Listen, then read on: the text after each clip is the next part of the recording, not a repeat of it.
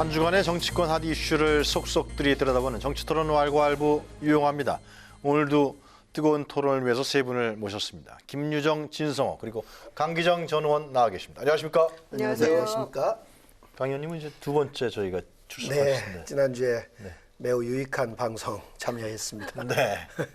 뭐 주변에서 뭐 방송 봤다고 평. 예, 많이 오랜만에 국회 들어가서 예. 방송하는 모습 봤고 네. 또 연금이 오직 또 뜨겁습니까? 그래서 연금 연금 문제 있었죠? 네, 예. 자, 이번 주 역시 정치권 매우 뜨거웠는데요. 본격적인 주제로 들어가기 전에 오늘 오전에 박근혜 전 대통령에 대한 항소심 선고 판결이 있었죠. 더 올라갔습니다. 그죠? 네, 이제 2심에서 더 올라갔는데요. 아마 그 삼성 이재용 부회장 관련된 뇌물 문제를 좀 다르게 본 것 같은데요. 어떻게 보셨습니까? 지 의원님. 그렇죠. 그러니까 영재센터 지원까지도 뇌물을 인정해서 네. 1년 형량이 늘었고 거기 또 하나 이제 묵시적 청탁을 인정했는데 이거는 법적으로 아마 앞으로 조금 논란은 될 것 같습니다. 그런데 다 떠나서 일단 박근혜 전 대통령이 지금까지 이 사안 말고도 이제 국정원 특활비 문제라든지 공천 개입 문제라든지 해서 다 합하면 지금 형량이 33년형입니다. 지금 박근혜 전 대통령이 우리 나이로 67세입니다. 그러니까 이 형량을 산다고 하면 100세에 출소한다는 계산이 나옵니다. 물론 이제 뭐 전두환 전 대통령 같은 경우는 대법원에 1심에서 사형 선고를 받았음에도 불구하고 이제 무기징역으로 바뀌었다가 2년여 만에 이제 사면 복권돼서 나왔는데 박근혜 전 대통령도 비슷한 길을 걸을 것 같습니다만 어쨌든 이걸 계기로 해서 저는 앞으로 권력을 잡는 분들은 이런 안 된다는 걸 명시했으면 좋겠다고 생각드는 게 박 전 대통령 전에도 대통령들이 아마도 이 정도는 아니었을지 모르지만 불법을 많이 했을 겁니다. 관행적으로. 그렇다면 앞으로 권력을 잡는 사람, 청와대에서 근무한 사람들은 자, 이것도 죄가 되는구나. 분명히 이걸 교화 삼아서 한 번 더 되짚어보는 그런 기회가 됐으면 좋겠다는 생각이 들고요. 여기서 배우지 못하고 또다시 비슷한 일을 반복한다면 역사는 발전이 없는 거겠죠. 그 논란이 됐던 그 삼성의 승마영재센터의 지원을 뇌물로 인정하고요. 그렇죠. 그다음에 이제 그 이재용 박근혜 이 승계작업 등의 묵시적 청탁을 성립했다. 이 문제는 계속 논란이 됐던 거고요. 이재용 부회장의 항소심이 대법원 선고가 남았지만 거기도 영향을 좀 미치지 않겠습니까? 그렇습니다. 이 지금 삼성 경영권 승계와 관련해서 국민연금을 압박해서 이 포괄적 의미에서 묵시적 청탁이 있었다. 네. 그리고 뇌물이 있었다. 뇌물은 영재센터에 16억 이상 되는 돈을 지원하는 걸 뇌물로 본 거죠. 그러니까 이재용과 박근혜 두 사람의 재판이 지금 엇갈려 있는데 이재용의 경우는 1심에서는 유죄, 2심에서는 무죄. 글쎄 말이에요. 박근혜 전 대통령은 1심은 무죄, 2심은 유죄. 그러니까 박근혜 대통령의 오늘 2심 유죄가 사실은 이재용의 1심 유죄의 내용을 그대로 인정해 버렸단 말입니다. 그런데다 지금 문영표 복지부 장관이 1심, 2심 이와 관련해서 직권남용으로 유죄를 받고 있어서 결국 대법에 가보면 지금 이재용과 박근혜 두 사람의 이 판결이 지금 똑같은 내용이 물론 판결문을 봐야 되겠습니다만 결론이 1심, 2심이 지금 엇갈려 있어요. 대법에 보면 이거 어떻게 결론이 날지 이건 정말 궁금한 문제가 되고요.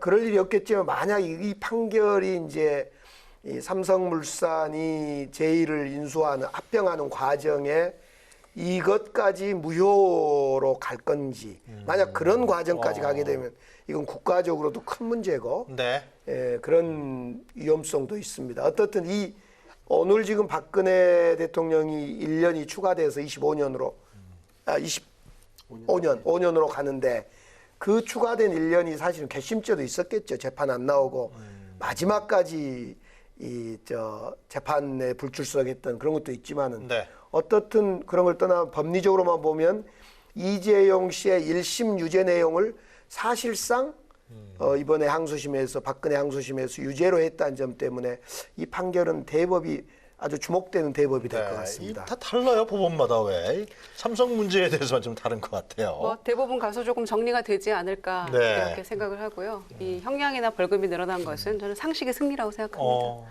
법은 뭐 상식의 교집합이라고 할 수도 있는 건데 그런 점에서는 이 보통의 아주 그냥 잡범들도 이 재판 앞에서는 굉장히 겸손하게 이렇게 하는 것인데 이 나라를 뒤흔들고 지금 이 지경을 만든 그 국정농단의 주범인 두 사람의 태도를 봤을 때 네. 10시, 11시 지금 순차적으로 오늘 이제 2심 판결이 있었는데요.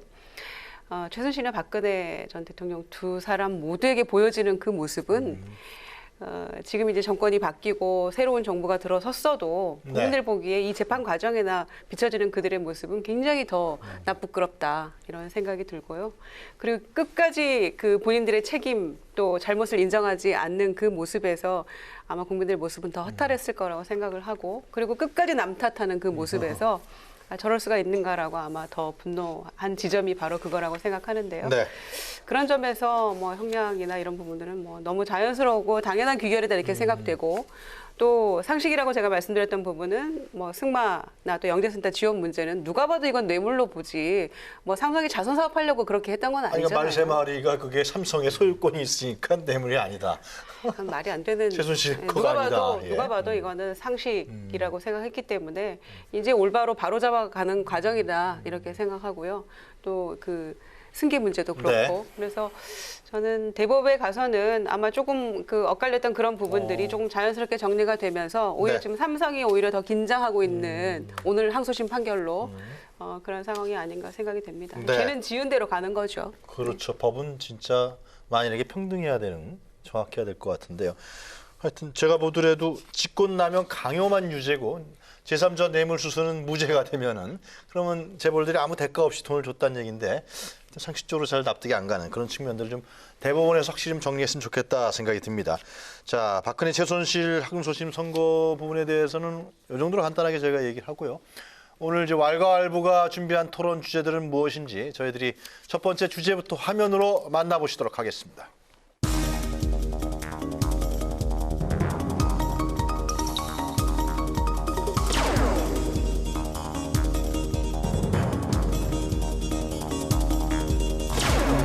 진상 및 수사 상황을 종합적으로 판단하여 더 이상의 조사나 수사가 적절할 정도는 아니라고 보아 수사기한 연장 승인 신청을 하지 않기로 결정하였습니다.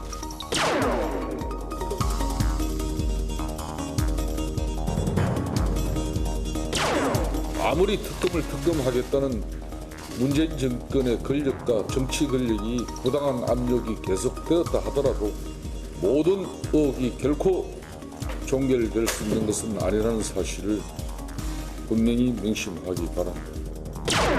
더 이상 수사가 적절하지 않다는 특검의 발표는 철저한 진상 규명을 기대했던 국민들의 요청을 외면한 결정입니다. 풀리지 않은 의혹들은 여전합니다.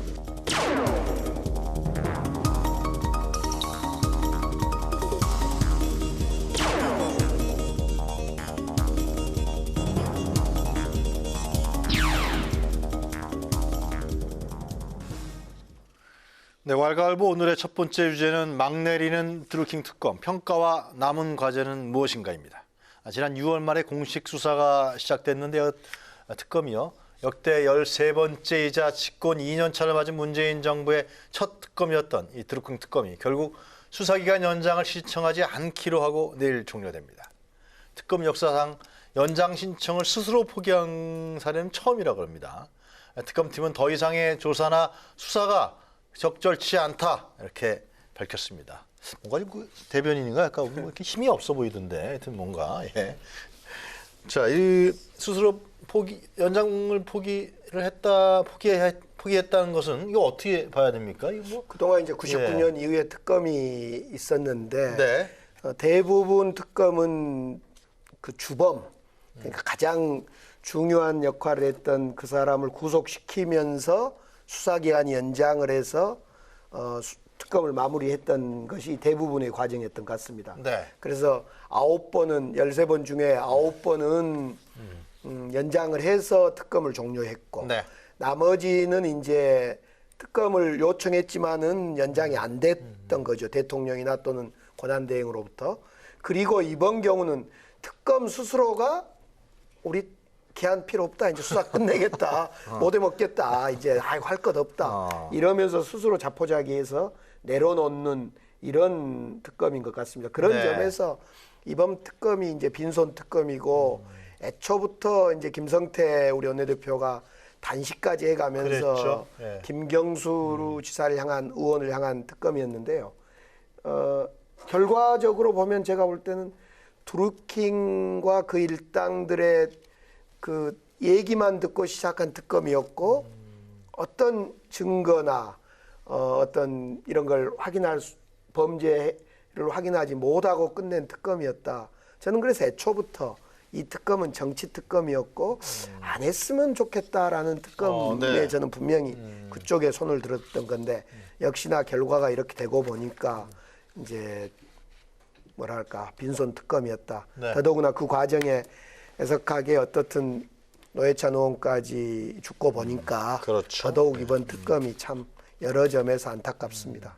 아니 허익범 특검이 상당히 그 USB 안에 굉장한 게 있다라고 이렇게 겉으로는 얘기한 것 같은데 실제로 뭐 결과는 아무것도 없애버린 것 아니요, 같아요. 결과가 없다고 아니에요? 우리가 예단할 필요는 없는 게 아, 지금 그래요? 27일 날 발표하지 않습니까? 그러니까 저는 지금 정치권의 공방도 참 무의미한 게 네. 저는 민주당은 당연히 김경수 지사를 옹호하는 발언을 하겠죠. 그 특검에 압박을 가는데 그것도 저는 정도가 지나치다고 보는 이유가 집권 여당의 의원들이 김경수 의원의 조사 결과 발표하기도 전에 아니 죄 없는데 왜 수사해 이렇게 말씀하시면요. 이거는 이제 대한민국의 법치 질서를 무시하는 것이고요. 네. 그 두 번째 김성태 원내대표 같은 경우도 마치 김경수 지사가 죄를 지었는데 특검 수사를 미진하게 한다는 듯이 이야기하는 것도 제가 볼 때는 이것도 문제라고 봅니다. 그러니까 특검을 갖다가 이 정치권이 구성했으면 맡기는 겁니다. 그리고 특검이 해보니까 스스로 이거 뭐 무죄다면 무죄라고 이야기하는 것이고 혐의 있으면 기소하는 겁니다. 그리고 네. 아직까지 김경수 지사를 포함해서 많은 지금 그 피의자들이 법원에 가지 않았습니다. 지금 우리가 여기서 법원 결정 나기 전에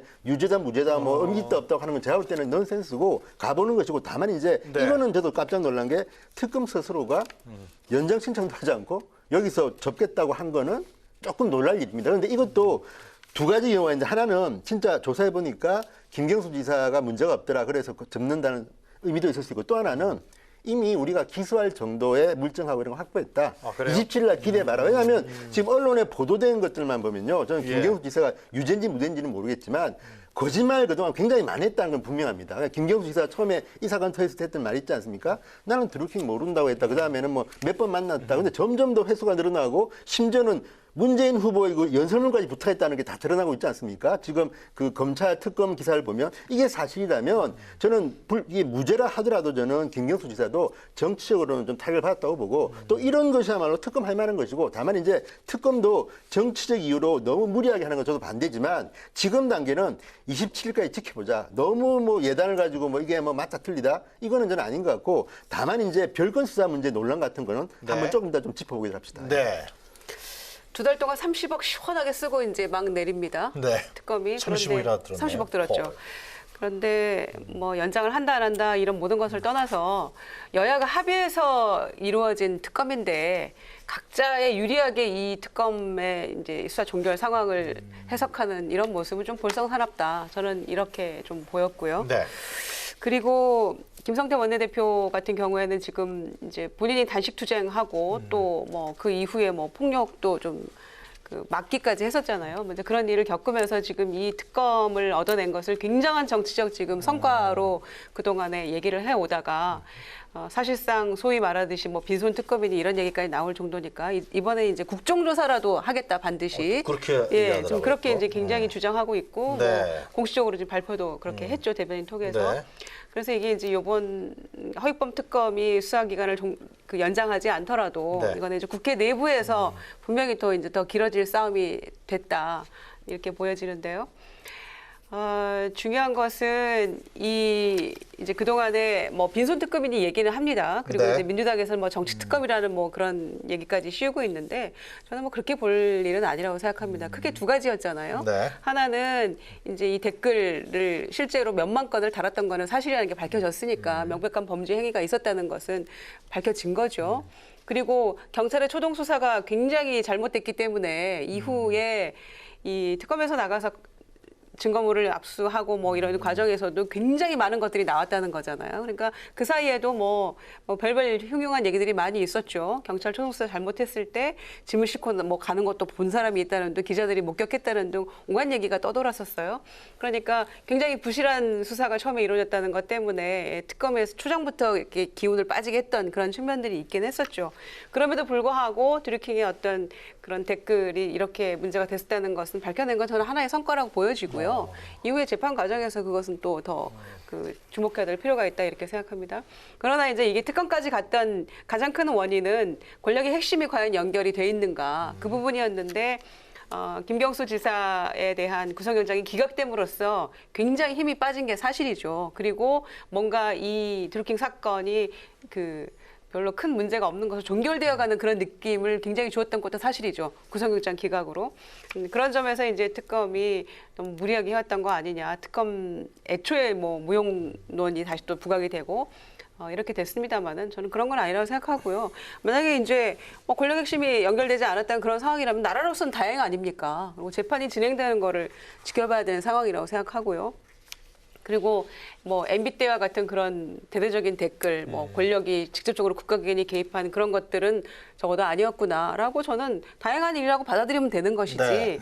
그 결과를 놓고 특히 민주당에서 어찌됐거나 이런 일이 일어난 것은 이제 민주당이 야당에서 아마 그 일을 했을 거라고 생각을 하고 남북 단일팀에 대한 네이버의 댓글이 악성 댓글이 막 올라오고 이런 것들에 대해서 검찰에 고발을 하고 보니까 스스로 발목을 잡은 셈이었잖아요. 그렇게 해서 추미애 대표가 그래서 그렇게 시작한 것이 바로 이 드루킹 사건의 시작이었죠. 올 1월 말에 검찰 고발을 함으로써.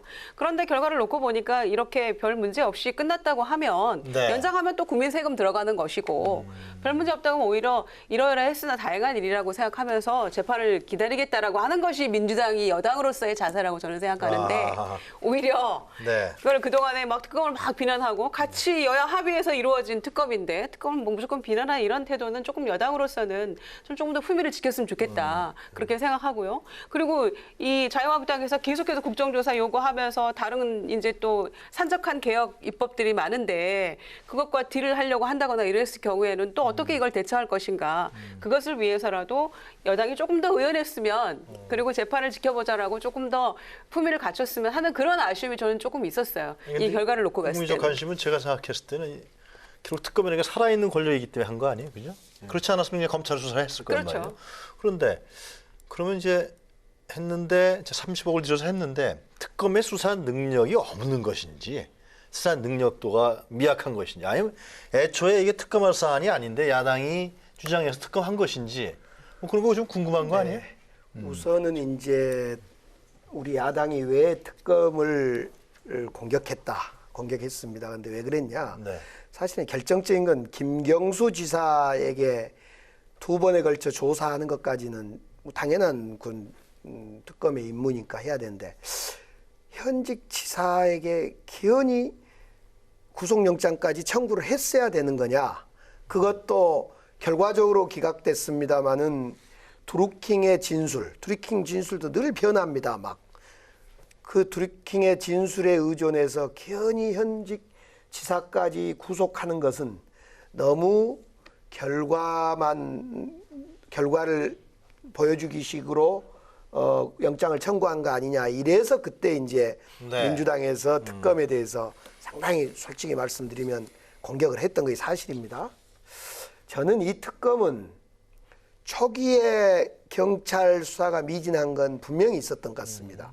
그런데 미진한 것과 김경수 지사를 비롯한 우리 민주당 몇 사람들이 어떤 증거를 은폐하거나 인멸했던 거냐. 그건 그렇지 않더란 거예요. 예를 들면 한때 김경수 의원이 쓰던 컴퓨터에 대해서 국회에 압수수색을 했는데 아무것도 없는 빈 깡통 컴퓨터였더라. 포맷이 다 돼버렸다 하더라. 이렇게 이제 많은 언론에서 나왔어요. 알다시피 김경수 의원이 설령 포맷을 그건 국회에서 했지만은 그대로 컴퓨터가 있다 하더라도 결국 거기서 확인할 것은 김경수 의원이 경공모 그 사무실을 언제 어느 방식으로 갔는가에 대한 일정을 확인하는 그런 압수였을 거라고 추정됩니다. 네. 그건 뭐 다 그건 확인된 내용이니까. 그래서 애초부터 경찰의 초기 수사 미진한 건 분명히 있어 보이는데 이것은 이렇게 특검까지를 열어서 현 청와대 김경수 그리고 드루킹의 공모 이렇게 볼 문제가 아니었다는 아니었다. 것이 저는 특검할 사안이 아니었다. 여전히 뭐 이건 당의 입장을 떠나서 저의 생각입니다. 저는 이제 이런 점은 저도 인정하는 게 일단 구속영장 신청한 거 있죠. 저는 네. 어느 경우든 간에 구속영장을 신청하는 건 좀 신중해야 된다. 왜냐하면 김경수 지사가 현직 도지사인데 그렇죠. 도망가겠습니까? 그리고 증거인멸은 저는 별 우려가 없다고 보는 게 아니 이번에 지금 말씀하셨지만 경찰이 얼마나 눈치 봐주기 수사를 했냐면요.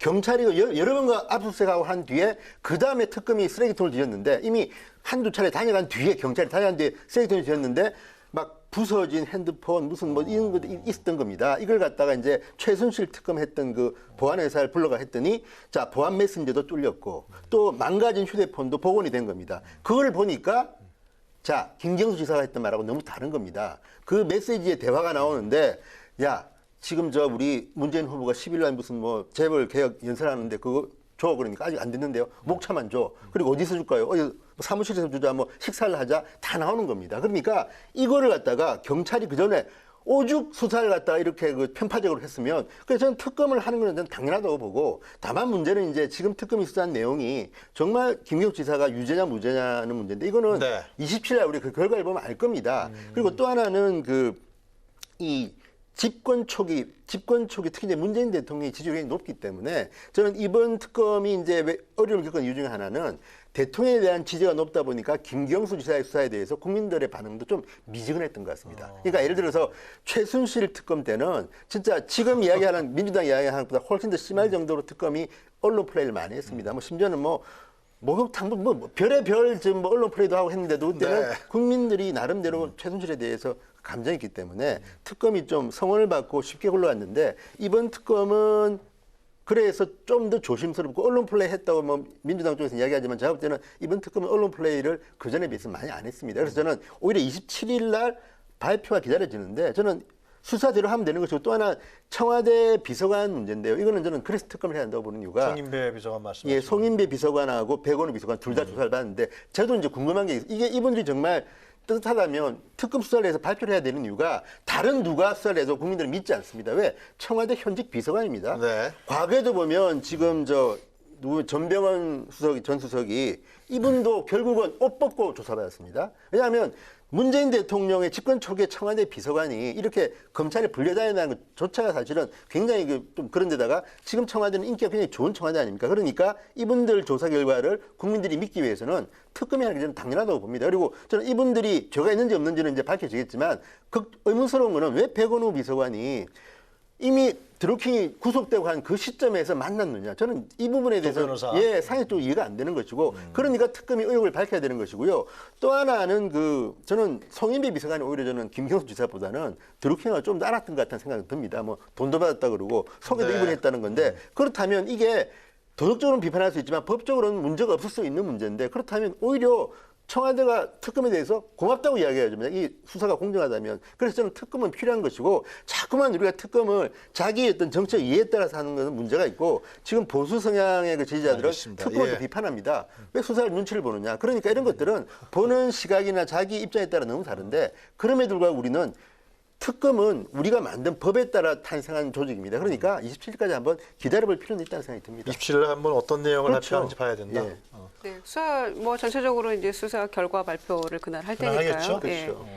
그렇죠. 특별한 게 그날도 안 나온다 그러면 뭐 특검에서 밝힌 게 없다 그러면 비판 받는 건 특검이 그러면 그렇죠. 그러면 지금 그럼 말씀하신 당연히 것처럼 민주당에서는 왜 특검했어? 뭐 그런 아니 그러면 안 되죠. 안 그래요? 아니 결과를 알고 하는 겁니까? 신입니까? 민주당이 그러니까 그런 거는 조금 더 겸손하게 보는 것이고 다만 이제 조사 발표에서 뭔가 문제가 있다면 또 비판하는 거고 그때는 가봐서 하는 건데 문제는 지금 현장에서 까지도 않았는데 자꾸만 예단을 가지고 이렇게 이야기하는 거는 저는 우리나라 국민들의 법 감정에도 저는 도움 안 된다고 그러나 봅니다. 보수층에서는 원래 경찰부터 증거가 인멸됐기 때문에 이게 특검이 수사하기도 쉽지 않았었다. 뭐 그런 얘기예요. 지금 특검도 제대로 못한다고 비판하는 분들이 많고 또 어떤 비판까지 했냐면 자유한국당이 지금 야당이 너무 약해가지고 네. 이 좋은 소재를 도대체 소리가 안 들린다는 겁니다. 그러니까 이게 지금 제가 봐도 자유한국당이 너무 전투력을 상실했어요. 강기정을 수입하시든지 하지 이게 도대체 야당이 이 정도 상황 물론 결과는 우리가 알 수 없지만 이 정도 의혹이면요. 네. 충분히 저는 야당이 비판할 만하다고 봅니다. 물론 그 결과는 우리가 알 수 없으나 그런데 네. 너무 네. 조용해요 지금. 근데 우리 특검에 의해서 아까 이제 송인배, 백원우 두 비서관 이야기했지만은 네. 사실은 특검이 김경수 지사가 문재인 대통령으로 보면 복심 아닙니까? 네. 김경수 지사 또 늘 대통령 옆에서 지근거리에서 그 의전 비서관을 했던 송인배 그리고 민정을 책임지고 있는 백원우 비서가 비서. 백원우 이 정도를 특검이 다 이렇게 흠집 냈으면요. 특검은 김성태 의원은 단식에서 얻을 정치적 목표는 다 얻었고요. 이제 27날 보겠습니다마는 김경수 지사를 불구속 기소를 하지 않겠습니까? 그리고 특검 입장에서는 재판으로 넘기고 손 털고 이제 현업으로 복귀하겠지요. 그래서 저는 지금 이번 특검이 노리는 애초부터 저는 정치 특검이라고 보여지는데요. 정치 특검으로서 효과는 100% 달성했다. 특히 야당 입장에서는 지금 뭐 국정조사로 하자 그러는데 아니 수사권도 없는 어떻게 국정조사가 됩니까? 그래서 그건 그냥 레토릭인 것 같고요.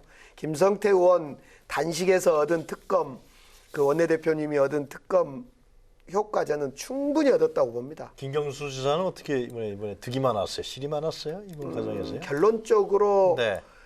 실현을 당한 정치인이었고 결론적으로는 큰 정치인으로 클 거라고 계기가 오히려 좋은 계기가 역설적입니다마는 네. 전화위복의 계기가 되는 것 아니냐 이렇게 보여집니다.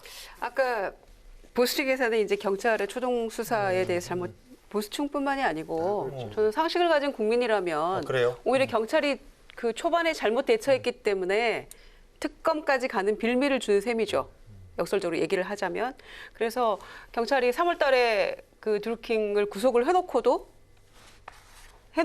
수사 발표는 4월 13일 날 찔끔찔끔 흘렸고 언론을 통해서 이렇게 된 거 아닙니까? 그러니까 이 순서도 바뀌었고요. 그 경찰에서 제대로만 초반에 대처를 하고 조금 일목요연하게 네. 있는 그대로 사실을 적시해서 국민들을 그 알 권리를 충족을 시켜줬다면 그렇게 숨기지 않았다면 오늘날 이렇게까지 안 했을 수도 있겠죠. 그런데 뭔가 자꾸 이 정권에서 경찰이 권력이 뭔가를 감추는 것 같은 느낌을 국민들에게 주었기 때문에 그 뒤에 이 대통령이 방금 말씀하신 대로 복심이라고 하면 김경수 당시 의원이었죠. 의원 이름까지 거론되면 이거 정말 뭐가 있는 거 아니냐라고 의심할 빌미를 제공했다고 저는 생각하기 때문에 이건 뭐 경찰에도 정말 엄청 책임이 있다. 저는 이렇게 생각을 하고요.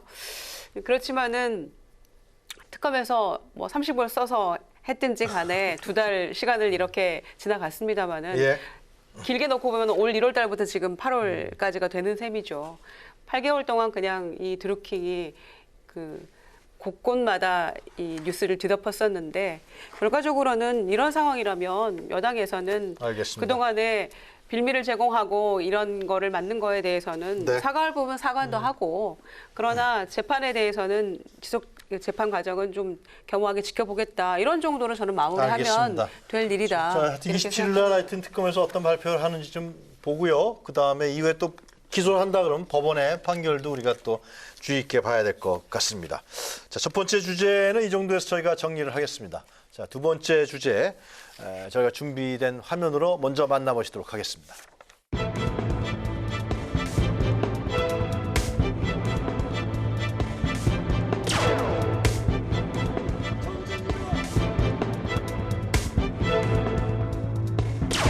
세계를 통합시키고 영원함을 통합시키고 국민을 통합시키고 진문과 비문을 통합시켜서 원팀 민주당을 만들어내겠습니다. 우리 당 지지율이 급격히 떨어지고 있는 근본 원인도 어려운 경제 때문입니다. 침체된 경제를 살리지 못하면 2020년 총선 승리는 물론 문재인 정부 성공도 없습니다. 정치인생 30년의 마지막 소임을 위해서 이 자리에 섰습니다. 대통령을 뒷받침해 남북관계가 활발하게 펼쳐지도록 돕고 적폐를 청산하고 개혁을 완수해야 합니다.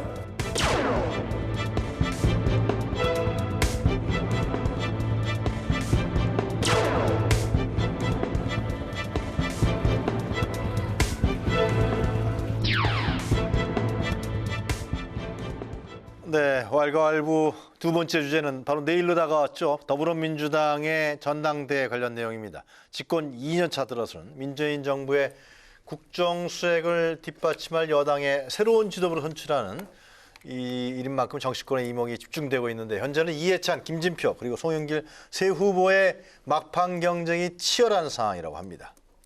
자, 이 강 의원님 누가 될 것 같습니까? 세 사람 중에서. 분명한 것은 네. 세 분 중에 한 분이면 됩니다. 네. 그렇죠. 예. 사실은 이제 지난번 2년 전 전당대회 때는 추미애 당대표가 그냥 대세론으로 처음부터까지 그랬죠? 됐습니다. 그래서 심심했어요. 이번에는 사실은 처음에는 좀 싱겁게 끝날 뻔했어. 이해찬 대세론으로 그냥 쉽게 누가 보더라도 이해찬 대세론 끝날 것 같았는데 어떻든 이 하루하루가 시간이 가면서 지금 세 후보 중에 모두가 자신이 확실히 이긴다 그럽니다. 그러면 분석을 실제로 좀 들어봤어요. 저도 개인적으로. 그랬어요? 예. 근데 각자 분석을 그렇게 합니다. 예를 들면 이 전국 16개 시도별로 유세를 안 다녔습니까? 그 유세 현장에서는 송영길 후보가 확실히 압도적으로 원고 없이 소매 걷어붙이고 흰 와이셔츠에 아주 임팩트 있는 연설로 현장 열기를 뜨겁게 다뤘죠. 그 사실이에요. 예, 그걸로만 보면 송영길 후보가 무조건 1등으로 되는 겁니다. 네. 그다음에 김진표 후보는 만만치 않습니다. 오랜 관료 생활과 당내에서 인맥이 또 셉니다. 네. 한편에서는 뭐 비공식적으로 전해철 사단, 그러니까 친문 진영의 큰 사단, 또 정세균 한때 국회의장을 했던 정세균 사단, 두 사단이 받쳐주니까 또 상당한 그 지지 기반이 있다. 네. 그래서 여기가 실제로 바람을 좀 일으키고 있습니다. 그런데 이제 또 이해찬 네. 후보는 후보대로 그 부자가 망해도 3년은 간다. 뭐 이런 논리라고 할까요? 네. 아무튼 역시 만만치 않고 있고 신도의 그래서 좌장이었고 지금 세 분 모두가 스스로 캠프에서 뭐 캠프라고 특별히 뭐 있지 않습니다. 캠프에서 네. 분석한 대로 하면 세 분 다 무조건 이기게 돼 있고요. 아. 내일 현장 유세에서 한 12,000~13,000 명의 대의원이 투표를 하게 되는데요. 내일도 중요하네요, 굉장히. 내일 현장의 연설의 스타일과 내용에 따라 제가 볼 때는 한 5%는 지금 결심을 전혀 안 한 것 같아요. 그러니까 10,000명이 참여한다면 대의원 그 중에 5%면 뭐 한 상당한 숫자인데 거기가 움직이는 쪽으로 승패가 날 수도 있을 거라고 보여집니다. 그래요. 네. 진짜 각축이네요. 그러면은 이해찬 대세로는 꺾인 초기에 거예요. 이해찬 대세론이 초기에는 뭐 두말하면 뭐 잔소리였죠. 근데 네. 지금은 그러진 않는 것 같아요. 그래도 이해찬 캠프에서는 아직도 대선이 살아 있다 그러는 거 아닙니까? 늘 그렇죠. 늘 대선이 그렇게 살아있다. 그런데. 이미 추격했다. 뭐 역전했다. 하여튼 뭐 근데 어쨌든 이번에 저도 네. 깜짝 놀란 게 네. 후보 세 분만 보면 이렇게 뜨거울 거라고 예상하지 못했는데 네. 굉장히 뜨겁고 심지어는 민주당 내에서도 지금 너무 과열돼가지고 네거티브 이런 전쟁이 너무 심하니까 걱정하는 소리가 나오고 또 하나는 처음에는 무슨 저 당협위원장이나 그 국회의원의 영향이 없을 거라고 했는데 제가 볼 때는 셀 거라고 봅니다. 왜냐하면 지금 방금 말씀하셨듯이 대의원 투표가 현장 투표가 45%인데 이번엔 특이하게 각 지역별로 하지 않고 서울 잠실에 있는 체육관으로 17,000명이 오는 겁니다. 다 오는 물론 거죠. 뭐 다는 안 오고 일부만 오겠지만 그래도 뭐 지금 말씀하신 12,000~13,000명 올 거라고 많이 보면 오겠죠. 예. 그렇다 그러면 버스 오더라고 들어보셨습니까? 저도 옛날에 해봤는데 이게 원래는 서울에 하기 때문에 저는 더 이게 가린다고 보는 이유가 지방에서 그럼 전부 다 버스를 타고 다 서울로 옵니다. 네. 그러면 아무래도 버스를 타고 오다 보면 도시락도 먹게 되고 이야기도 하게 되고 그러면 야 이번에 내 공천 걸려 있어. 단디 해라 하기 시작하면요 이거 과거보다는 굉장히 더 저는 이 버스 오더가 셀 거라고 보고 이건 정말 자기 사활에 걸린 것이고요. 또 하나는 버스 안에서 이제 딱 내리기 전에 그렇죠. 그리고 의원님 그럴 줄 알고 저는 미리 서울에 와버렸어요. 그 효과가 있죠. 그러니까 진짜. 우리 저도 기억할 때 당시도 이제 뭐 한나라당 전당대회 한다 그러면 잠실로 대부분 갑니다. 갈 때 보면 네. 각 지역구에서 버스를 타고 나눠 타고 갈 때 이제 같이 도시락 먹으면서 그때 우리는 2표를 찍는데 의원님 누구 찍을까요? 그러면 한 표는 내가 좋아하는 누구 찍고 나머지는 니들 찍으라 뭐 등등해서 굉장히 그게 재밌습니다. 그런데 이번에는 그 정도가 아니라 공천권을 진 당대표를 뽑는 것이고 또 제가 볼 때는 세 분 다 뭐 다 자기가 돼야 될 이유가 다 있는 거 아닙니까? 네. 그렇다 그러면 오히려 저는 이런 생각도 듭니다. 이해찬 대세론이 있기 때문에 이미 이해찬이 아니고 다른 사람한테 줄 선 후보들은 의원들은요. 긴장해서 큰일 난다. 내 잘못하면 난 날아간다. 그러니까 이번에는 이건 제가 볼 때는 이번 민주당 전당대회는 굉장히 뜨거운 열기 그리고 굉장히 뜨거운 투표. 그래서 저는 박빙 게임으로 갈 수도 있는데 어떻게 할지 저도 잘 모르겠지만 어쨌든 굉장히 재밌는 전당대회임에는 틀림없는 것 같습니다. 태풍 때문에 어제 지상파 토론 마지막 토론회도 취소가 됐었잖아요. 네. 당 대표 후보들 이제 그 마지막에 좀 뭔가 갈무리하고 싶었던 후보들은 좀 아쉬움이 있었겠습니다만은 태풍 오는데 당 대표 후보 토론회 한다고 욕 먹는 것보다는 안 하는 게 올바른 선택이었다 이렇게 생각을 합니다. 근데 다행히 이제 태풍이 조금 비껴가서 그 버스로 이렇게 같이 올라와야 되는 지방에서 올라와야 되는 그런 대의원들 같은 경우에는 아마 그 태풍 걱정도 했을 텐데 그래도 다 올라올 것 같아요. 그나마 다행이라고 예. 생각은 됩니다. 그리고 대의원 투표를 현장에서 하는 게 상당히 이제 전당대회 열기를 고조시키는 붐업이 되는 굉장히 중요한 요인이거든요. 그래서 그것도 아마 내일 굉장히 뜨거운 전당대회가 되겠다 이렇게 네. 생각합니다만은 이게 당이라는 게 선거가 있어야만 아무래도 활기가 그럼요. 좀 차게 돌아가는 것 같아요.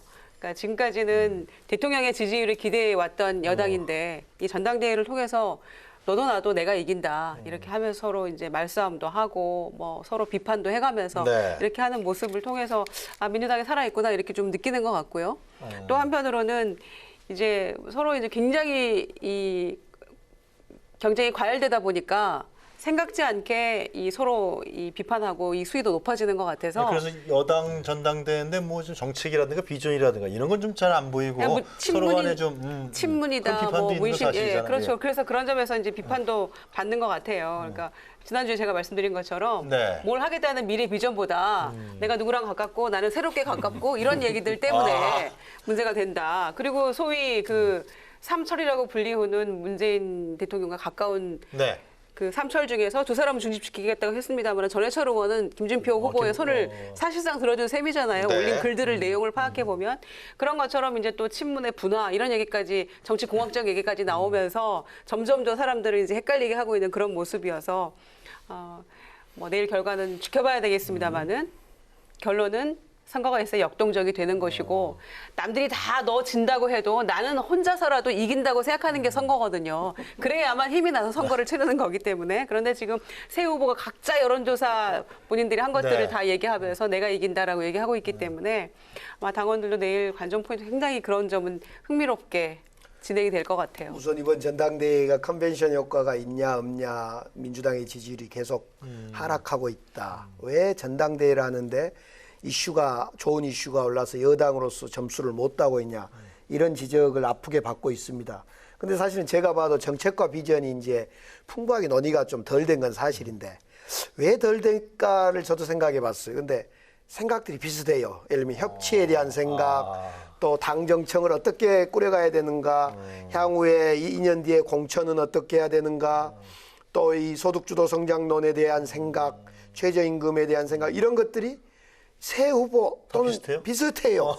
그 사실 안 한 게 아니라 나름대로 다들 지금 어느 토론이나 자기 공보물이나 이런 걸 통해서 했는데 저도 일부러 비교를 좀 해봤죠. 네. 그런데 비슷합니다. 그러니까 그건 치열하게 토론이 안 되고 뭐 건강이 좋니 안 좋니 내가 문심하고 친하니 안 친하니 이제 이쪽으로 내가 젊으니 어쩌니 이쪽으로 가게 되는 거예요. 그런데 이번에는 두 가지의 마음 때문에 막판에 이제 변화가 좀 있을 것 같아. 하나는 그래요? 사표 심리. 내가 찍는 표가 그 당대표가 안 될 것 같으면 표가 조금은 옮겨갈 거라고 봐요. 물론 많은 사람은 확신범들은 그렇지 않죠. 1인 2표죠, 이것도요? 그러니까 당대표 하나고 최고위원 2표. 총 3표를 찍습니다. 그러니까 이제 만약 4표를 찍었는데 이 표가 당선이 안 될 것 같으면 한 번 더 생각합니다. 그래서 현장에서 그 심리가 좀 움직일 것 같고요. 또 하나가 이제 우리 진 의원님 말씀하셨는데 지역위원장의 마음심. 그러니까 지역별로 한 246군데에 40에서 60명 정도가 대의원인데 저희 지역 대의원으로 기준으로 하면 한 63명, 내일 63명이 이제 차를 타고 올라옵니다만 그 두 대로 올라오는데 이 지역위원장이 어떤 생각을 갖고 있는가 영향을 분명히 받습니다. 그래서 강의님도 식사할 때 잠깐 얘기하실 거 아니에요? 내가 누굴 저는 좋아한다고? 내일 그래서 오는 버스에도 같이 안 가고 밥자리도 안 가고 필요하면 문자로 다 보내랍니다. 이미 다 알고 있는 거죠? 그 지역 대표들. 사무국장 통해서 다 얘기하셨겠죠. 사무국장 통해서 이미 제가 알고 있죠. 그 2012년 우리 전당대회에 제가 당대표 출마를 해봤습니다. 그때는 이제 네. 지역별로 16개 시도에서 이렇게 투표를 해서 까오는 방식이었는데 제가 그때 이제 잠실이 아니라 이쪽 고향에서 네. 한 15,000명이 뭐 선거를 하면요. 유세를 하면 제가 그때 한 15,000에서 2만 명이 모이는데 유세하면 분명히 울림이 있어서 표가 뒤집어진 표가 보입니다. 내일 분명히 그런 사표 심리하고 지역위원장 마음 때문에 오늘 이후부터 내일까지 상당히 움직일 거라고 보여집니다. 고표에 의해서 결국 그런 그 유동표라고 보시네요. 유동표가 많이 그래서 있을 그 것 같아요. 표에서 결정될 확률이 크다. 지금까지는 아직 경합이고. 근데 저는 이제 이해찬 후보가 저는 그래도 유리할 거라고 보는 이유가 네. 최근에 지금 말씀하신 것처럼 악의적인 네거티브 캠페인 때문에 신문에도 비판도 많이 나오고 있는데 동영상은 많이 유포되고. 그렇죠. 그러니까 이제 이해찬 후보가 뭐 이렇게 좀 내려오다 잠시 휘청거린 장면이라고 하는데 저는 보지는 않았습니다만 네. 이걸 두고 이제 언론 보도는 그렇습니다. 김진표 현 측에서는 악의적인 이 동영상이 유포됐다. 송영길 후보 측은 뭐 자자라. 그러니까 사실은 이 말은 뭡니까? 이해찬 후보가 듣고 있으면 굉장히 기분 나쁠 거 아닙니까? 나는 놔두고 다른 사람 둘이서 나를 비판하는 걸 가지고 서로 간에 그죠? 그러니까 제가 봐도 기분 나쁜 겁니다. 그리고 또 하나는 저는 이제 이해찬 총리나 이해찬 장관 시절은 비판을 했던 사람이지만 초기 이해찬 초선 재선 때 이해찬은 정말 저는 대단한 정치인이라고 보고요. 이때 SNS가 있었다면 이 사람은 대통령 후보가 될 정도로 머리가 명석한 분인데 뭐 건강은 제가 잘 모르겠습니다만 간단한 분은 아니고 이분이 저는 지금도 기억하는 게 노동이라고 했나 국회 노동위에서 그때 이해찬 의원이 평민당 시절인데 옆에 누가 있었냐면 이상수 의원 바로 그 옆에 노무현 의원이 있었습니다. 근데 노무현 의원은 당은 좀 달라 민주당인데 어쨌든 그때 보면 이 삼총사가 참 조리 있게 그 질문 자료 다들 전문가입니다. 그리고 그 당시에 이해찬 의원의 보좌관이 유시민입니다. 그 정태호 비서관 뭐 이렇게 당시 지금 보면 그 당시는 애들이지만 지금은 다 이제 거물이 됐지만 이런 분들을 데리고 그 당시는 정말 그렇게 했습니다. 그리고 그런 것들을 보면 이해찬이라는 사람의 뿌리는 상당히 깊다. 다만 지금 인기가 있는지 없는지는 제가 잘 모르겠습니다만 추미애 대표도 은근히 이해찬 후보를 지원한다고 지금 보도되고 있는데 어쨌든 이런 것들을 보면 나름대로 전반적인 분위기는 이해찬 후보는 저는 맞는 것 같습니다. 다만 네. 지금 말씀하신 것처럼 송영길 후보는 세대 교체를 주장하고 현장에서 이제 사자후를 토할 때고 김진표 후보는 지금 경제 문제 때문에 대통령의 지지율이 떨어지고 있는데 김진표는 할 수 있다. 뭐 이런 그런 건데 또 메리트가 있네요. 그렇죠. 그런 장점이 다 있는 거기 때문에 누가 될지는 모르겠지만 저는 예상을 하라면 그래도 이해찬 후보가 좀 유리한 게 아닌가. 왜냐하면 이렇게 위기라고 하고 심해진다면 그전에는 아무나 대라 했던 분들도 큰일 났네 이해찬. 그러니까 이런 심리들이 서로 간에 다 있기 때문에 물론 박빙인데도 불구하고 제가 개인적인 생각은 이해찬 후보가 좀 유리한 게 아닌가 생각이 좀 듭니다. 개인적인 생각. 그렇죠, 개인적인 내일 뚜껑을 생각이에요. 열어봐야 네. 되니까요, 그죠? 저도 이해찬 후보가 네. 유리하고. 왜냐면요. 이 프로 보신 분들 네. 아니, 그러니까 민주당 당원 중에서 내일. 그냥 그동안의 경험치를 되돌아봤을 때 네. 대세론이 그렇게 중간에 좀 주춤하고 뭐 과일 양상으로 가고 경합으로 보이는 것 같지만 네. 실제로 그렇게 쉽게 뒤집어지지는 않아요. 특히 당내 선거라는 건 그런 것 같습니다. 그러니까 이제 보통 국회의원 선거나 뭐 또 다른 이제 뭐 이 대통령 선거나 이런 데서는 막판 뒤집기 이런 것도 가능하다고 생각하는데 네. 당내 선거는 어느 정도 기본 그 처음에 정립된 것이 끝까지 가는 경향이 많았던 것 같아요. 그리고 현장에서의 사자후를 토하거나 뭐 정말 연설 기가 막히게 잘한다라고 해서 감동받아서 뒤집어지는 표는 최고위원의 경우에는 많이 순서가 바뀔 수는 있어요. 그런데 실제로 대표 선거에서 현장에 이 연설을 가지고 네. 유동적으로 몇 표가 왔다 갔다 할 수는 있겠습니다만은 저는 대세의 지장은 크게 없다 이렇게 생각하고요. 그런 점에서는 한 2달여간 뭐 이 전당대회 치르는 동안 뭐 선거는 하고 지역 다니면서 뭐 여러 가지 얘기도 나왔습니다만 큰 이변이 없는 한 저는 아마 초기의 대세론이 그대로 갈 것 같은 생각이 관심이 드네요. 결국 문심이 누구한테 가요? 각자 또 해석이 있어요. 나한테 오는 것이 맞다. 저 사람 부담스럽다. 문심이. 뭐 청와대에서는 뭐 어떻다. 뭐 이런 게 많은데. 저도 궁금해서 최근에 청와대 좀 알아보셨어요? 상당히 핵심에 있는 분한테 물었더니요. 네. 세 분이 다 사실은 너무나 문재인 대통령과 소위 문심과 일치되는 분들이다. 이래서 그것은 모두에게 똑같은 점수로 간 것 같아요. 송영길 후보나 김진표 후보나 송영길 후보는 선거 과정에 총괄 선대본부장이었고 네. 그 김진표 후보는 선거가 끝나고 정책기획위원장으로 국정기획위원장으로서 지금의 이 정부의 백대 과제 국정과제를 로드맵을 짰고 이해찬 후보는 잘 알다시피 특수관계일 뿐만 아니라 또 총선 과정의 좌장 역할을 했단 말입니다. 그래서 문심은 똑같다.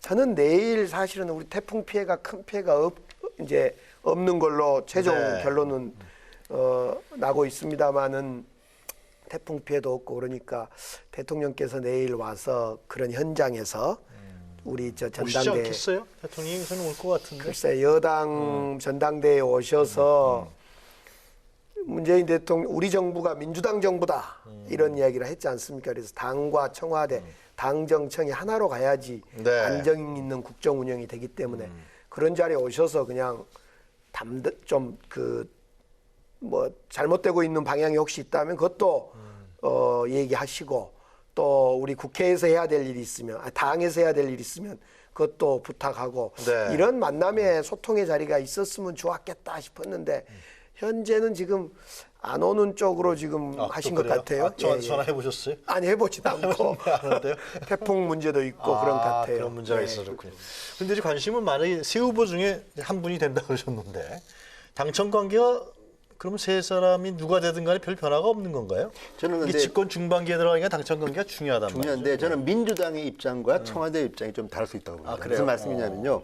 초기에는 굉장히 근접해 있지만 왜냐하면 선거도 있고 하기 때문에 그렇지만 지금은 좀 바뀐 게 지금의 전당대회는 총선을 내다본 전당대회입니다. 그러니까 당에서는 예를 들어서 이런 겁니다. 청와대나 관료들은 이해찬 총리가 만약에 당대표가 되면 좀 부담스러울 수가 있습니다. 왜? 그전에는 당에 대해서 요구를 했는데 잘못하면 이번에는 당대표가 청와대에 요구할 수도 있겠다. 왜냐하면 조금 급이 좀 거물입니다. 김진표 전 부총리도 그 문제에서는 좀 비슷하지만 이해찬 총리가 더 셉니다. 그리고 반대로 송영길 이제 후보 같은 경우는 일단 이분은 두 분하고 너무 스펙이 다릅니다. 이분은 민선 인천시장을 했지 관료한 분은 아닙니다. 그리고 또 하나는 민주당의 생각을 청와대에 전달하기에는 졸수가 저는 있다고 봅니다. 왜냐? 아무래도 대통령보다는 당의 이익을 갖다 더 생각할 수 있는 후보는 저는 송영길이라고 생각합니다. 그러니까 지금 말씀하신 것처럼 물론 제가 아까 가능성은 이해찬 후보가 많다고 했지만 만약에 그 무슨 반란 내지 혁명식으로 일어난다면 과거에 노무현 대통령도 그렇지만 늘 이 민주당의 전당대회라는 데서는 이변이 한 번씩 일어납니다. 그렇다고 하면 송영길 후보가 만약 된다고 하면 또 이 파워는 제가 볼 때는 상당히 전당대회가 감동적인 전당대회로 갈 수가 있습니다. 나머지 두 분보다는 제가 볼 때 그렇다고 하면 그 작은 가능성이지만 이분이 된다면 민주당 입장에서는 또 조금 유의할 수 있겠다. 그러니까 청와대 쪽에서 보느냐 민주당 쪽에서 보느냐에 따라 가지고 저는 누가 되는 게 좋다고 보는데 지금 후보들이 다 말은 나 친문이야 신문이야 하지만 정작 당대표가 되면 이분은 또 고민해야 될 게 과거에도 그 뭐 열린우리당 시절 포함해서 대통령에 대해서 또 비판하는 쪽 당입니다. 그렇기 때문에 지금 아마 고민이 많을 테고 누가 꼭 유리하다는 생각은 없고 다만 이해찬 후보가 되는 게 청와대는 좀 안정적일 가능성이 높다는 생각이 듭니다. 자, 내일 지도부가 뽑히면은 지금 말씀하신 대로 이제 뭐 집권 이제 2년차 들어가고 또 총선도 있고 공천도 있고 그리고 이제 아무래도 문재인 대통령의 지지율이 앞으로 역대로 봤을 때 올라가기 쉽지 않단 말이죠. 이제 상당히 그런 측면으로 봤을 때는 당의 역할이 중요한데 어떻게 보세요? 향후 민주당의 차기 지도부의 역할. 그러니까 지금처럼 청와대 중심으로만 돌아가서는 안 되겠죠. 그러니까 여당이 좀 본인의 그 여당의 역할을 조금 정립을 하면서 그렇게 가야 하지 않을까 생각하고요. 그러니까 당이 계속 이 대통령의 지지율을 기대해 가는 것도 저는 한계가 있다고 생각합니다. 그리고 또 대통령 지지율이 하락하기 시작하면 당은 또 대통령이 외면하죠. 우리 역대로 봐왔듯이 그런 것처럼 지금 굉장히 이 호시절일 때 당이 좀 위상을 정립할 필요가 있다. 근데 그런 점에서는 민주당 입장에서는 새 후보 중에 누가 가장 적합한지 또 판단을 하겠죠. 당원들이. 그래서 여담입니다마는 기자들 전화를 누가 가장 잘 받아주는 대표일까? 저는 그 생각도 해봤어요. 그러니까 그게 굉장히 중요한 포인트거든요. 그리고 당대표가 전화도 안 받아 이게 기자들이 이 불만을 토로하기 시작하면 굉장히 또 상황이 어려워지거든요. 그래요. 그런데 대변인을 오래 해보셨고 세 분 중에 누가 가장 전화를 잘 받고 기자들에게 친절하게 응대를 해줄 수 있을 것인가 또 누구 같습니까? 누구예요? 한 사람이 떠오르는데요. 그래요? 예. 성이 뭡니까? 그거? 성이 네. 세 분이 다 다르잖아요, 지금. 그러니까 그런 생각이 듭니다. 한 가지 안타까운 거는 이번에 민주당이 이제 10년 만에 정권을 되찾아오면서 네. 굉장히 좋은 절호의 기회인데 세대 교체라고 주장하는 이 송영길 후보가 60이 다 돼가는 분이에요, 이제.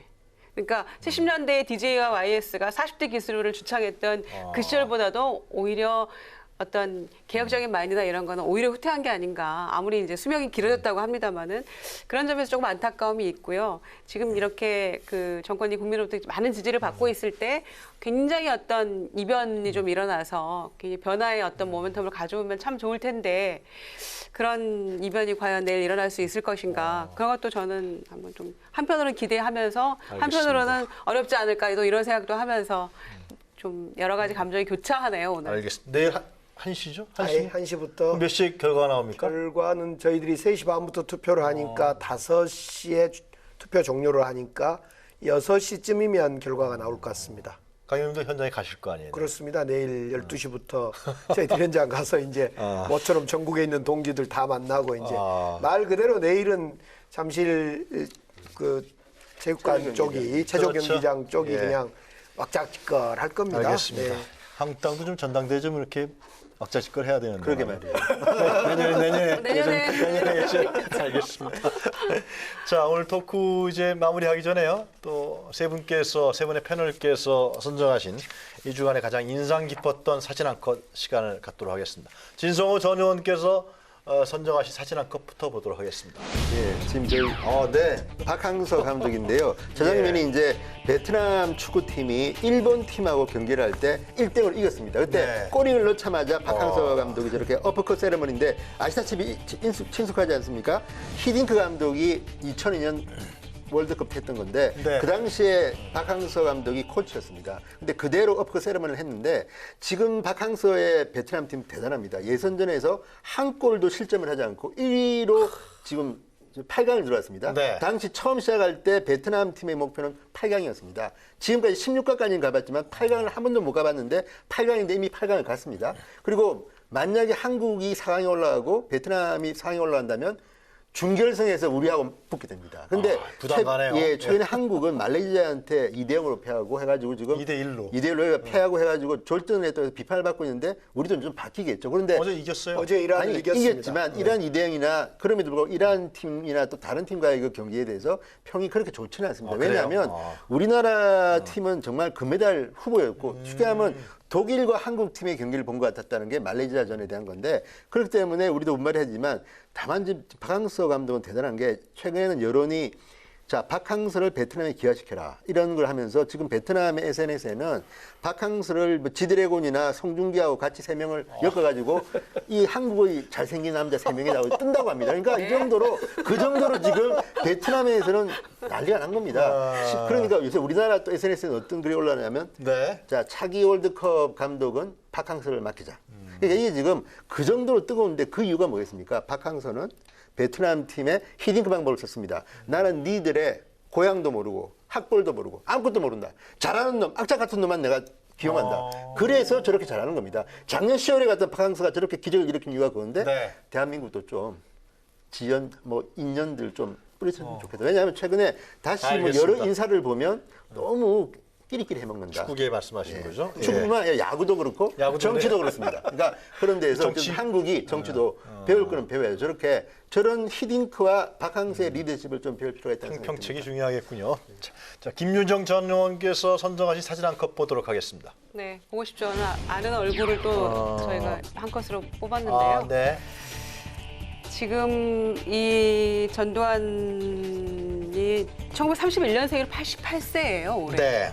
그런데 작년에 회고록을 쓰지 않았습니까? 그랬죠. 참회록을 써도 시원찮을 마당에 본인이 무슨 할 말이 있어서 회고록이라는 네. 타이틀로 달았는지 모르겠는데 거기에서 이 헬기 사격이 있었다라고 5.18 때 증언했던 고 조비오 신부님에 대해서 뭐 입에 담지 못할 온갖 네. 그 얘기를 했었어요. 뭐 가면을 쓴 사탄이다, 뭐 거짓말쟁이다, 파렴치한 거짓말 이런 얘기를 해가지고 광주 5.18 단체들에서 이 전두환 씨를 고발을 했죠. 그래서 네. 그 재판이 8월 27일에 열리는 겁니다. 사자 명예훼손으로 고발한 사건에 대해서 광주지법에서 이제 재판이 열리는데 올 것 같다는 재판에 참석할 것 같다는 그런 얘기가 이제 있었어요. 그래요? 네, 변호인 통해서 그래서 기대를 하고 있고 광주 시민들을 포함해서 네. 전부 다 국민들이 이 마지막 정말 참회의 기회인데 와서 참회하고 회개하고 고백하고 이렇게 했으면 좋겠다라는 게 이제 기대였는데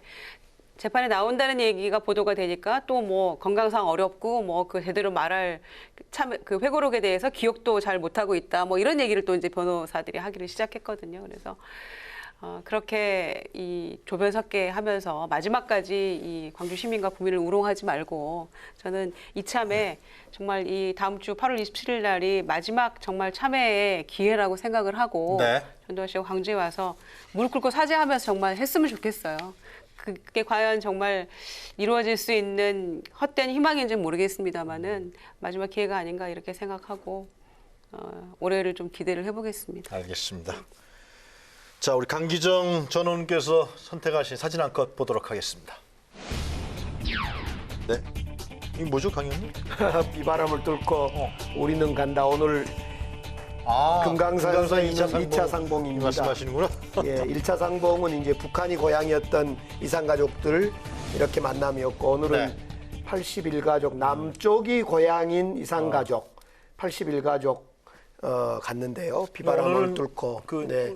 우리가 초대를 하는 거죠, 그죠? 우리가 그렇습니다. 다 있는 거죠. 예, 예. 남측에서. 예, 그런데 이제 사실은 저 사진을 보면서 제가 다시 한번 수치를 확인해 봤더니요. 네. 이산가족이 지금 13만 2,600명 중에 다 돌아가시고 한 6만여 명만 남아 있어요. 네. 근데 그분들 중에도 대부분 86% 4만 5만 명 가까이가 고령자입니다. 곧 돌아가실 분들이에요. 근데 아시다시피 이번에 100여 명, 오늘 81가족 갔는데 네. 81명 갔다고 생각하면 됩니다. 왜 이렇게 찔끔찔끔할까? 그동안 80년부터 지금 80년대부터 저희들이 쭉 이산가족 상봉한다고 남북한이 어렵게 합의해서 총 만난 수가 1956명입니다. 그런데요, 저도 놀라운 사실이었는데 13만에서 1956명. 그렇습니다. 13만 명에서 1%좀 되나요? 2,000명도 못 만난 거예요. 12번을 여러 가지 쇼를 하면서 우리가 남북 관계를 했는데 그런데 제3국에서 개인적으로 노력을 해서 만난 숫자가 3,400명을 만났어요. 그랬다 그러세요. 그 있다 그러더라고요. 야, 저는 우리 남북 당국자 진짜 이거 달라져야 될 거라고 보여집니다. 곧 돌아가실 건데. 네. 그래서 독일은 그렇게 베를린 장벽이 쌓여 있을 때도 동서독이 교류하고 서신도 하고 30일씩 가서 방문도 하고 네. 이런 것 좀 했으면 좋겠다 싶어요. 그러니까 그 말씀은 저는 100% 동의하면서 근데 왜 안 되겠습니까? 우리가 지금 그걸 막습니까? 그러니까 북한이라는 특수한 나라 때문입니다. 자유왕래도 서신교환도 전화도 못하는 나라 아닙니까? 그러니까 지금처럼 좋아질 때 빨리 이분들을 인도적으로 해야 되는 이유가 저도 엊그제 그 관심 있게 봤더니 자, 100몇 상 중에서 이 75%가 전부 다 조카, 뭐 며느리, 쉽게 하면 삼촌. 당사자는 예, 예. 없습니다. 이제 네. 누나 이런 건 없죠. 그렇죠. 형제나 그러니까 부분. 빨리 좀 정량화하고 또 하나는 이거에 대해서 언론들의 표현이 저는 눈물 나는 게 작별을 위한 상봉이다, 이거는. 그러니까 이런 것들이 되겠습니다. 게다가 이번에는 1시간 동안 밥 먹는 시간을 갖다 더 만나겠다는데 네. 잠도 좀 같이 자고 네. 정말 참 안타깝습니다. 저 최근 국회의장실의 통일 특보 자리가 신설됐다고 하죠. 오는 9월로 예정된 3차 평양 정상회담을 앞두고서 남북 국회회담 추진 얘기도 나오고 있는데요. 앞으로 여야 간 논의가 진행되겠습니다만 이 지금 말씀하신 이산가족 상봉 정례와 같은 많은 현안들 남북 국회 차원에서 실질적인 협력이 이루어질 수 있도록 정치권이 좀 더 적극적으로 회담 추진에 나서주길 바라겠습니다. 정치토론 왈가왈부 오늘은 여기까지입니다. 세 분 오늘 수고하셨습니다. 감사합니다. 저희는 다음 주 금요일 이 시간에 다시 찾아뵙겠습니다. 소재가 재밌어요. 다음 주에도 오세요, 의원님.